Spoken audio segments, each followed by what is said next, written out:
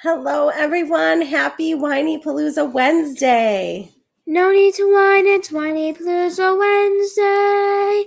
Have some wine and join us on the Whinypaluza Wednesday with the Green Family. Cha-cha chicken. Oh boy. Which way are you going? She's going over the wires. Okay. Now you have to come closer. Okay. Move it on over. I feel like I am a broken record every week. Congratulations. Maybe one day it'll be a platinum record. I'll get you a gold broken record. How is everyone doing today? Happy Wednesday. Happy Wednesday. Lily kind of wore me out today. She had some help. Camp. Little help with her friends. A few friends over. All the friends. And then she's doing a fashion show, and then she's texting me from upstairs to come do her makeup. Anyways. Isn't the fashion show at a camp? No, she did a home fashion show. Oh, this is just for you. Okay, I missed this. So okay. Yesterday. I thought this was fashion camp. This is separate. Lily made her own camp. Yes, Lily. Well, Lily was inspired by camp last week to do a fashion show for me. Were you very fashionable and showy? Oh my God. So yesterday, you don't hear when we tell you to go get something, but you hear when we're talking about you. So yesterday, Lily and I found the bottom of her floor. Her bedroom. In finding the bottom of the floor in her bedroom, we put away a ton of clothes, and she was like, "That's where this was." So finding all the cute outfits, we got to have a fashion show. Led to her being like, "I want to try on my clothes." But anyways, I'm totally off topic. Totally off topic. So this week, my topic is the power of writing it down, and this was inspired by my husband. Sorry, that was a Lily pose. He's copying his daughter. Yep. He loves inspiring me, and it was not intentional. I found his recording on Facebook of part of his mastermind. He does a mastermind once a month on a Friday on Zoom. And if you want to find out about it, let us know. I listen as often as I can, and if I can't do it live, I listen to the recording. Yes. And he has great topics every month for businesses to learn from. And this month was the 10 Rings of Power by P.T. Barnum. And it was awesome. Thank you. And I loved it. Thank you. And one of the rings of power is write into being. Yes. WRITE, write into being. Right. Yeah, they had quills back then, right? And you gave the example of Jim Carrey. Can you tell them your example? Sure. And if you wanted to watch the recording, I'm happy to make it available. And I gave a dozen examples, but obviously the Jim Carrey one was most meaningful to you. So he was literally homeless, living on a trailer, a camper on somebody's lawn, broke, trying to be an actor. And he wrote himself a check for $10 million, which obviously he couldn't cash because it would have bounced and the bank would have yelled at him. But he wrote a $10 million check and put it in his wallet and looked at it every single day and told himself every day that one day he was going to be able to cash that check. And then obviously one of the very early movies that he made, Dumb and Dumber, he got paid $10 million for and actually was able to cash the check. So he wrote it into being by writing it down and focusing on it every single day, which is something P.T. Barnum did. And most people don't know he was a business icon in his time, more than just a circus or a museum. And one of his most powerful principles was to write things into being, literally write it as if it's already happened, describe every aspect of it so that you can actually create the space for it to come true. So I was listening to Seth talk about this, and I was smiling ear to ear because I was remembering how I wrote him. I wrote Seth. I only exist because she wrote me. I wrote Seth into being. So I want to tell you a little bit about that. And I decided, okay, so my relationship before Seth was wonderful because it taught me everything I didn't want in a relationship. Thank you for the clarification. I heard a different story. So I found a silver lining yes, in that other relationship. and that it really taught me that this wasn't good for me. This wasn't good for me. That wasn't good for me. So then it pushed me to a place where I was like, okay, Melissa, listen to this, because you can definitely write your husband down. So listen to my story. That's what she did. And I want you to know that it works. So I was thinking about what I didn't like about my partner every day. I didn't like this. I didn't like that. And that was my focus. And I got more of that. Ira says hi. Hello. So I decided to turn it around. And I decided it was time to think about, what did I want in my husband, partner, and what was I looking for, and what qualities did I actually want, instead of thinking about what I didn't want. And so you were reading a book at this exact time that it told you to do that. Yeah, and you read the same book. And keep going, and I'll interrupt again later. So I read a book that also inspired me doing this. So I started writing down, he is smart, he is funny, he is kind, he is hardworking, he wants a family, he lives in Buffalo, he is Jewish. And I laughed when I wrote that down, because before Seth, I had never dated a Jewish man. I'm the one and only, baby. My parents were like, can you just marry a Jewish man? And I was like, not gonna happen. Such a good daughter. So you made up for it. I would stare at my list. So instead of crying every night But about the bad relationship that I needed to end for like the third or fourth time, I decided to focus on something else. And I looked at my list every night, and I expanded on it every night. And I started to think I was I was like, your expectations are too high. What are you doing? Because I kept adding to my list. Got longer and longer. And I would read it every single night. So I'm telling you that no matter what it is, a job, a child, a husband, weight loss, what other goals are there, honey? Work goals, money goals, fitness goals, whatever you want for your life. Think about it in detail, as detailed as you can, and write it down and focus on it every single day. And I went to temple with my parents. It was Rosh Hashanah. It's the Jewish New Year in September.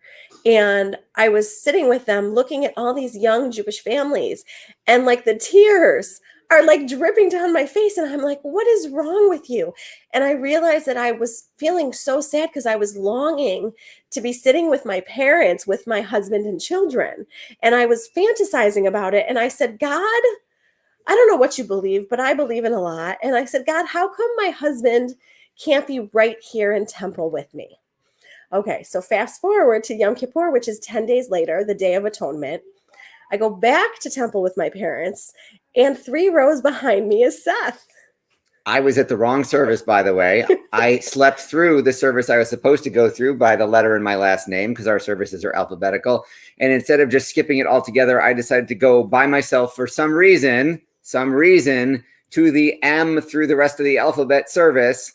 And 3 rows ahead of me, there she was, which I didn't know till she got up to go out of the service to go to the bathroom. So I get up, I go to the bathroom. Seth and I have eye contact. I recognize him. He recognizes me. That is not what happened. You went to the bathroom. I followed I you was getting to the there. bathroom. We didn't have eye contact in the service. Yes, we did. We did not at all. You didn't see me until I followed you to the bathroom and knocked on your shoulder. Okay, we're having a difference of opinion. He followed me to the bathroom. Yes, not into the bathroom. I think that I saw him, but I didn't know he was going to get up. I think that's what happened. Okay. Whatever, Seth. Whatever. So that's not the important part of the story. You're right. Continue. So I go to the bathroom. He comes up to me before I get to the bathroom. We both think that each other is married. He's like, nope, I'm not married. And I'm like, nope, I'm not married. I was like, I'm going to nip that one in the bud right there. And he was so nice. Hey, now. You had me until Seth was a creeper. I was a very nice creeper. He was, you know what? He was dressed in a suit, and he looked so nice and so handsome. And I recognized him from high school because we went to high school together. We didn't talk in high school, but I recognized him. And he was, he remembered me and he remembered my name. And we started talking and I was like, he's so nice. And I go to work and I tell my friend Stephanie about him. And she's pushing me to break up with my boyfriend, which she was like right from the get-go. So eventually I did finally break up with him. And she says to me one day at work, she's like, God is knocking on your head and you are totally missing it. She's like, didn't you go to Temple? Didn't you ask for a man at Temple and then go to Temple and a man comes up to you and gives you his business card and you said he was handsome and nice and you are just totally missing this and I can't believe you. And I was like, oh my God, she's right. So I chickened out from calling him, which is what she wanted me to do. And I emailed him. And he says, yes, I remember you. Call me tonight. This is my phone number. And I was like, oh, why can't he call me? Why can't he call me? So I took a leap of faith and I pushed myself out of my comfort zone because I am traditional. I know. I'm getting over it. And I wanted him to call me. But thankfully, I called him. And it was a wonderful, however many days of talking on the phone. And we were both like, oh my God, what if it's not as good when we meet in person? And then we met in person and he picked me up at noon and dropped me off at midnight. And I realized when he left that I didn't want him to leave. And I went to the work the next day and I told Stephanie that I found my husband and I was 100% right. And I went to look at my list and I read over my list and I was like, holy cow, this guy is more than my list. I thought my list was way too big and Seth was more than my list. So I literally feel like I wrote my husband. And I feel like I wrote my wife because I'm going to correct you one more thing.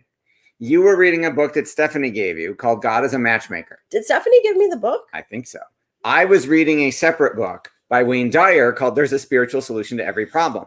And I, too, wrote a list of everything I wanted and didn't want in my future spouse right along at the same time that I walked into Temple and saw you. So I later read the book that you read because I was fascinated that we had the exact same story. We did the exact same thing. And that's when the universe conspired to bring us together. So that is my story about the power of writing it down. And you have since used this power for many other things besides me. I was getting there. So it has really made me believe in the power of words and that if we can think it and we can write it down, it can come true. And I think that the more specific we get, the more likely it is to happen. And it's like we give it to the universe and the universe hears us and the universe can't hear us unless we're very specific. So someone had said to me, you can't write, I am thinner, which I am guilty of. You need to write, I am X pounds. And you have to be super specific. Or like I said to Seth, that I wanted my paycheck to go up every month from X to Y. And he was like, well, what is your Y? What is your specific goal? What's the dollar amount? Like write down the specific goal. And I wanted to share this with all of you because I wanted you to use this superpower for yourself. I want all of your dreams to come true. I believe in the power of writing it down. Get yourself a journal, do it every night, look at it every night. And when it happens, I want you to write to me and I want you to tell me about it. Love intentional journaling and this message, friends. Oh, thank you, Melissa. I was inspired by my husband. I heard I don't know why the Jim Carrey story spoke to me. I think because I think he's awesome and I love his movies. And then he wrote himself a check until he could cash it. I didn't know that story. So I think maybe it just intrigued me so much. And I didn't know that he was like homeless. I didn't know any of that. There you go. We hear stories all the time about people getting themselves out of homelessness. it. So, anything else to share on this topic? No, we've done a number of different workshops on it. So again, if any of you are interested, I'm happy to get you the recordings of those, and you're more than welcome to join us. So I wrote my blog on this. So please feel free to go read more details on Facebook or at whinypaluza.com.